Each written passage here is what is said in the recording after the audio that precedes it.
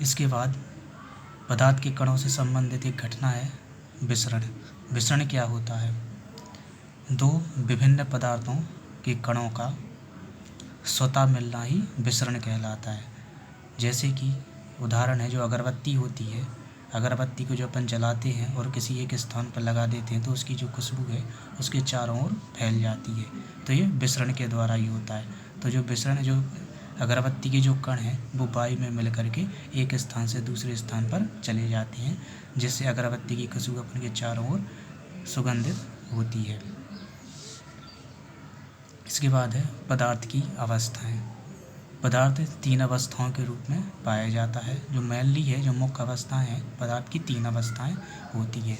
इसमें पहली अवस्था है ठोस, दूसरी है द्रव और तीसरी है गैस। ये 3 अवस्थाएं होती हैं।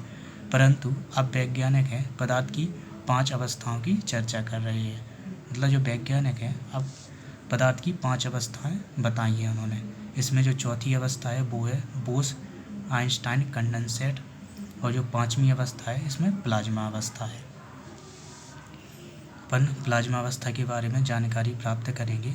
आखिर प्लाज्मा अवस्था होती क्या है? इस अवस्था में कण अत्यधिक ऊर्जा वाले और अधिक उत्तेजित होते हैं। जो प्लाज्मा अवस्था होती है, इस अवस्था में जो कण होते हैं, पदार्थ के जो कण होते हैं वो अत्यधिक ऊर्जा वाले, यानी कि उसमें ऊर्जा बहुत अधिक होती है और ये उत्तेजित होते हैं। ये कण आयनीकृत गैस के रूप में होते हैं। जो ये कण होते हैं आयनीकृत गैस के रूप में होते हैं। उदाहरण के तौर पर फ्लोरेसेंट ट्यूब, जो फ्लोरेसेंट ट्यूब होती है, ट्यूबलाइट होती है, तो उसमें ये प्लाज्मा अवस्था पाई जाती है। इसके अलावा जो बल्ब होते हैं, नियॉन बल्ब, ये नियॉन क्या है, ये गैस है, और ये बल्ब में क्या है, ये गैस भरी होती है। तो जो नियॉन बल्ब होते हैं उसमें भी ये अवस्था पाई जाती है। इसके बाद अपन पदार्थ की 5वीं अवस्था बोस आइंस्टाइन कंडेंसेट के विषय में जानकारी प्राप्त करेंगे। ये बोस आइंस्टाइन कंडेंसेट कौन सी क्या अवस्था है? सन 1920 में भारतीय भौतिक वैज्ञानिक सत्येंद्र नाथ बोस ने पदार्थ की 5वीं अवस्था के बारे में जानकारी दी। जो अपने वैज्ञानिक हैं अपने देश के सत्येंद्र नाथ बोस, इन्होंने सबसे पहले पदार्थ की 5वीं अवस्था के बारे में जानकारी दी थी, जिसके आधार पर अल्बर्ट आइंस्टाइन ने पदार्थ की एक नई अवस्था की भविष्यवाणी की।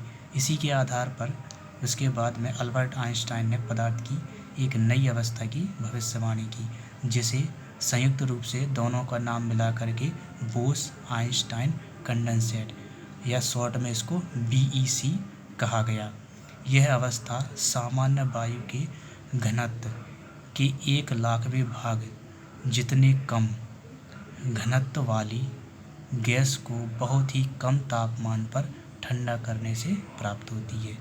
जो ये बोस आइंस्टाइन कंडेंसेट अवस्था है, जो सामान्य वायु होती है, इसके जो घनत्व को बहुत अधिक कम करके लगभग 1,00,000वें भाग जितना कम घनत्व करके गैस को बहुत ही कम तापमान पर, गैस को फिर क्या है बहुत ही कम तापमान पर, लो टेम्परेचर पर क्या ठंडा करते हैं, तो अपन को ये अवस्था प्राप्त होती है, जिसको BEC या बोस आइंस्टाइन कंडेंसेट अवस्था कहते हैं।